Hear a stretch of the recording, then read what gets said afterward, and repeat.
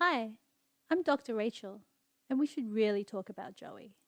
Joey is 10 and he loves soccer, but Joey is sad because he has heel pain and doesn't know why. Luckily, we do. Joey has Sever's disease.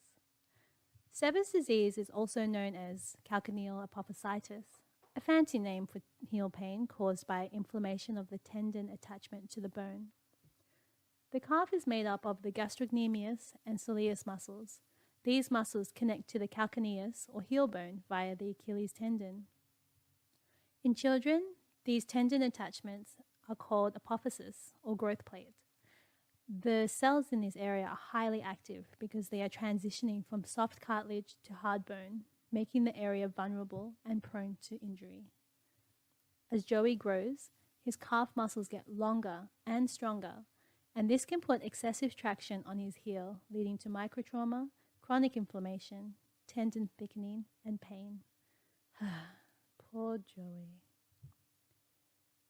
Sever's disease affects children between the ages of 7 to 14 and is 3 times more likely to affect boys, making Joey an easy target.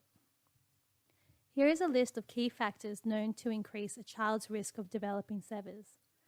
A rapid growth spurt, being overweight or obese, very active in sports. Like me? Yeah, you. Wearing improper footwear, especially those with a low heel. And lastly, having flat or overly pronated feet. What to look out for?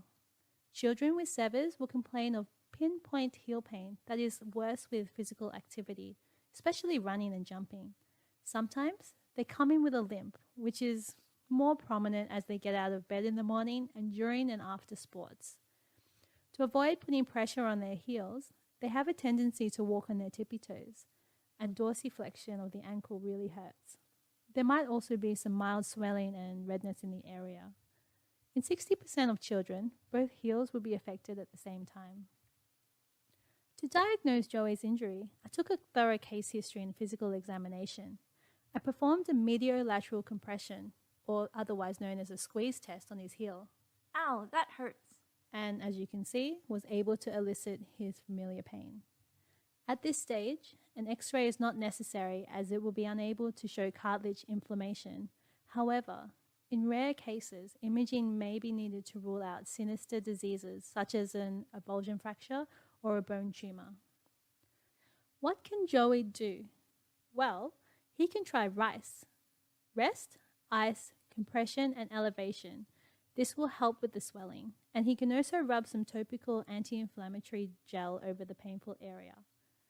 Joey loves playing soccer, but he might need to take a break from this until his symptoms subside. In the meantime, he can try non-aggravating activities such as cycling, swimming, or playing an exciting and captivating game of Dungeons and Dragons with his friends. To decrease the tension on the Achilles tendon, Joey may want to use heel lifts or go to see his podiatrist to get fitted for special orthotics.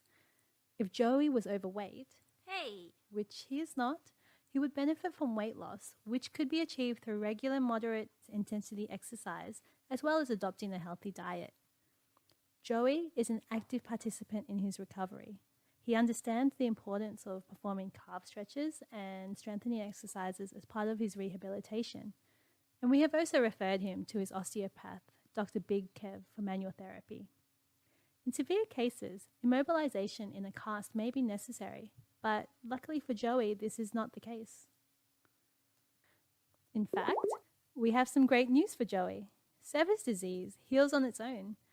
With adequate rest, it's unlikely to cause any long-term foot and ankle issues. And if managed well, the injury should heal fully within 6 to 12 months.